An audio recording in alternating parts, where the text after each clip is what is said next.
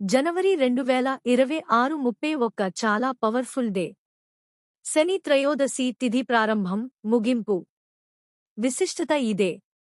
2026 శని త్రయోదశి అనేది హిందూ సంప్రదాయంలో అతి ముఖ్యమైన పర్వదినం.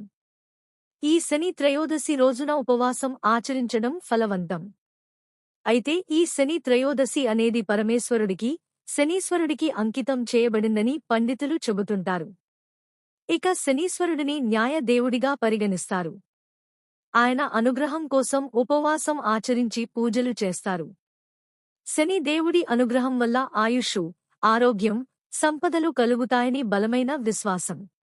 జనవరి 2026 శని త్రయోదశి అంటే శనివారం త్రయోదశి కలిసిన రోజు. ఈ రోజును శనికి పవిత్రమైనదిగా భావిస్తారు. శని త్రయోదశి అనేది శనివారం రోజులో వచ్చే త్రయోదశి కాబట్టి శని త్రయోదశి అంటారు. ఈ శని త్రయోదశి రోజున శని దేవుడికి చేసే పూజలు, ప్రార్థనల వల్ల అద్భుతమైన ఫలితాలు కలుగుతాయని నమ్మకం. ఎవరైతే తమ జాతకంలో శని దోషం వల్ల ఇబ్బందులు పడుతుంటారో అలాంటివారికి ఈ శని త్రయోదశి రోజున శనీశ్వరుడికి పూజల వల్ల విముక్తి కలుగుతుందని నమ్మకం. అయితే ఈ ఏడాది 2026లో తొలి శని త్రయోదశి జనవరి 31వ తేదీ శనివారం రోజున రానుంది. శని త్రయోదశి జనవరి 2026 తిథి.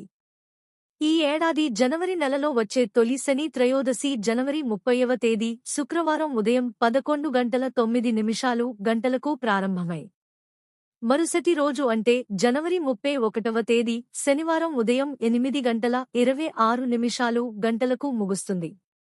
అయితే ఉదయ తిథి ప్రకారం జనవరి 31 శనివారం రోజున శని త్రయోదశిని జరుపుకుంటారు. ఆయా ప్రాంతాలు ఆచరిస్తున్న పంచాంగం, పద్ధతుల ప్రకారం స్వల్ప మార్పులు ఉండొచ్చు. శని త్రయోదశి విశిష్టత, పూజా విధానం. త్రయోదశి తిథి శనివారం రోజు వస్తే ఆ రోజును శని త్రయోదశిగా వ్యవహరిస్తారు. అయితే శనివారం శ్రీ మహావిష్ణువుకు ప్రీతిపాత్రమైన రోజు. అలాగే త్రయోదశి తిథి పరమేశ్వరునికి ఇష్టమైన దినం.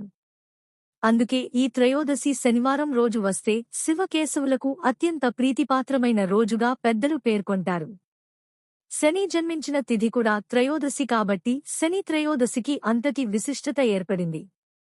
ఈ రోజున శని దేవుడికి ప్రత్యేకమైన పూజలు చేస్తే శని దోషాలైన ఏలినాటి శని, అష్టమశని వంటి దోషాల నుంచి విముక్తి లభిస్తుంది.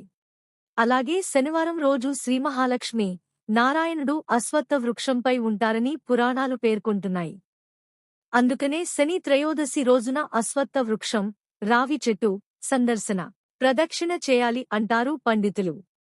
ఇక శని త్రయోదశి రోజున సూర్యోదయానికి ముందే స్నానం ఆచరించి నువ్వుల నూనెతో శనికి అభిషేకం చేయాలి. కాకికి నైవేద్యం పెట్టాలి. నల్ల నువ్వులు, నువ్వుల నూనె, నల్లని వస్త్రంలో ఉంచి దానం చేయాలి. శని దోషంతో బాధపడే వారికి శని త్రయోదశి రోజున ఆచరించే ఉపవాసం ఎంతో మేలు చేస్తుందని నమ్ముతారు. శని దోషం ప్రభావం వల్ల అనారోగ్యం, ఆర్థిక సమస్యలు, కుటుంబ కలహాలు, చిరాకులు, దురదృష్టం మొదలైన అనేక రకాల సమస్యలు ఏర్పడుతాయి. అలాంటివారు ఈ శని త్రయోదశి రోజున ఉపవాసం ఉండి శనిదేవుడికి పూజలు చేయడం వల్ల ఈ సమస్యల నుంచి ఉపశమనం లభిస్తుందట. శనీశ్వరుడి అనుగ్రహం వల్ల కీర్తి, ఐశ్వర్యం, ఆరోగ్యం, సంపదల లభిస్తాయి. అంతేకాకుండా శనీశ్వరుడి అనుగ్రహం వల్ల ఆయుష్షు, ఆరోగ్యం పెరుగుతాయి, కోరిన కోరికలు నెరవేరుతాయి. ఇక శని త్రయోదశి రోజు శనీశ్వరుడికి నువ్వుల నూనెతో అభిషేకం చేయడం శుభప్రదం. అలాగే ఈ రోజున నల్లటి వస్త్రాలు దానం చేయడం కూడా మంచిది. ఇలా చేయడం వల్ల కోర్టు కేసులు, శత్రువుల బాధ, ఆరోగ్య సమస్యలు, రుణ బాధల నుంచి విముక్తులు కావడం కోసం శనీశ్వరుడిని మొక్కుకుని వారి కోర్కెలు తీరిన తర్వాత మొక్కులు చెల్లిస్తుంటారు.